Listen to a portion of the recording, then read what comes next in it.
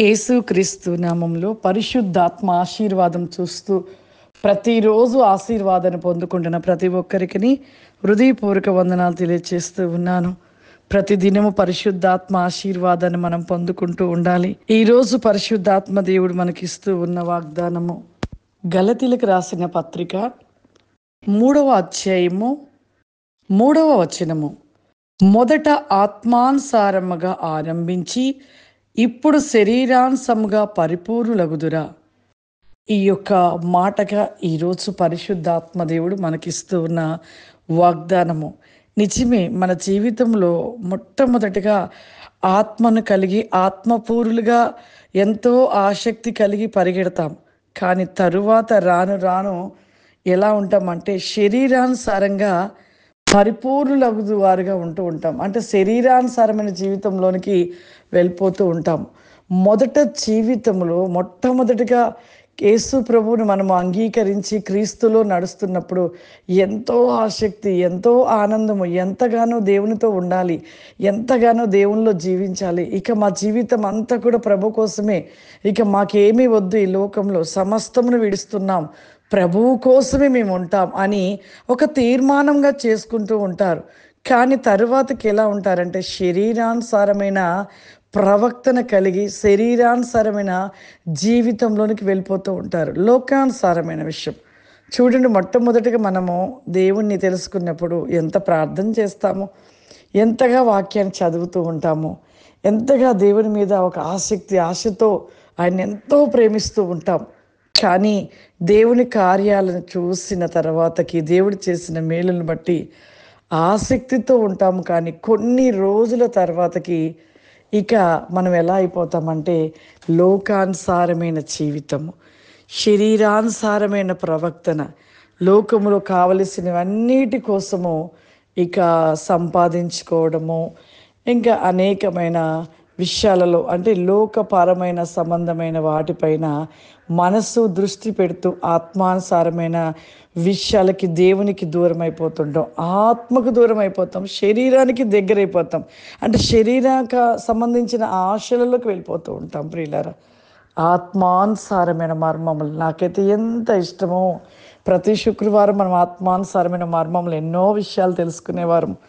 కానీ మరలా వచ్చే శుక్రవారం నుండి ఆత్మానుసారమైన మర్మములు, అనేక దర్శనములు, ప్రభు చూపించిన దర్శనాలని మీకు మరలా నేను వివరించబోతూ ఉన్నాను. దేవుడు చూపించిన దర్శనాలు ఆత్మను కలిగి ఆత్మలో నిలిచి ఆత్మపూరులుగా ఉన్న వారికి ఆత్మ తెలియపరుస్తున్న విషయాలను వింటూ ఉంటే ఎంత ఆనందముగా అనిపిస్తూ ఉంటుందో, ఎంత సంతోషం అనిపిస్తుంటుంది, ఎంతో రుచిగా ఉంటుంది ప్రియులారా. కాబట్టి చాలామంది అడుగుతున్నారు, అమ్మ ఆత్మానుసారమైన విషయాలను మీరు మాకు తెలియపరచండి.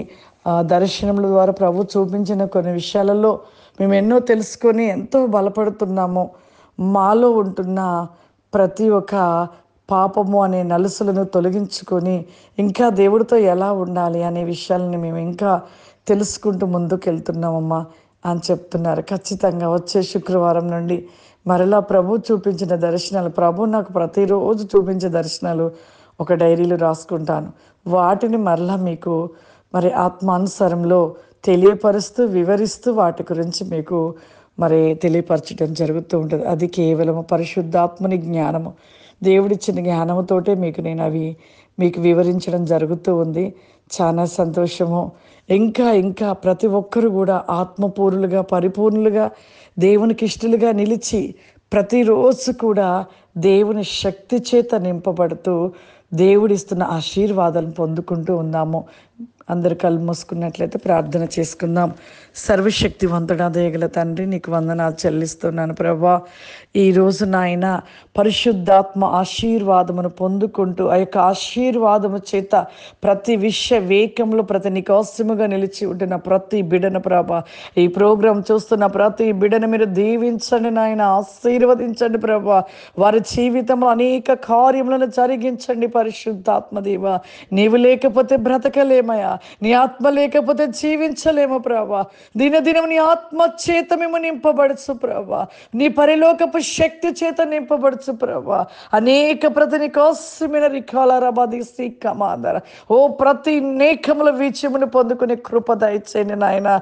ఈ ప్రోగ్రామ్ చూస్తున్న ప్రతి ఒక్కరిపైన ప్రభా ఇప్పుడే మీ ఆత్మను కుమ్మరించండి ప్రభా. మీ అభిషేకము చేత నింపండి ప్రభా. మీ అగ్ని చేత మండించండి ప్రభా. ఈ యొక్క ప్రోగ్రామ్ చూస్తున్న వారి జీవితంలో అద్భుతములు జరుగునుగాక, సమృద్ధి చేత నింపబడునుగాక, వ్యాధుల నుండి స్వస్థత కలుగునుగాక.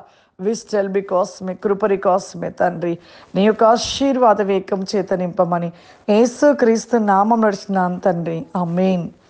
God bless you. దేవుడు మిమ్మల్ని దీవించునుగాక. ఆమేన్.